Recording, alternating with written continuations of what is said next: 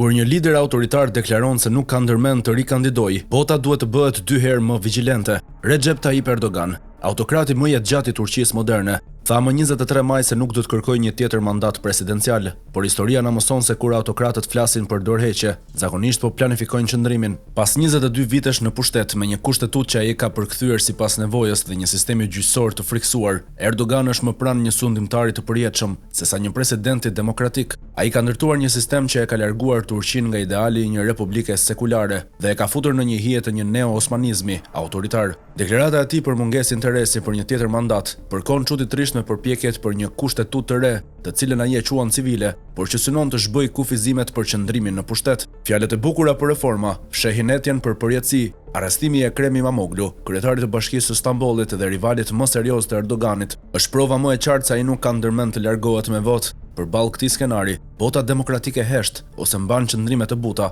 duke i lënë shteg të lirë një lideri që nuk i bindet më as ligjit, as opinionit publik. Nëse historia e fundit e lindjes së mesme ka një leksion, ai është ky: autokratët nuk largohen me deklarata, ata largohen vetëm kur popujt nuk u besojnë më asnjë fjalë.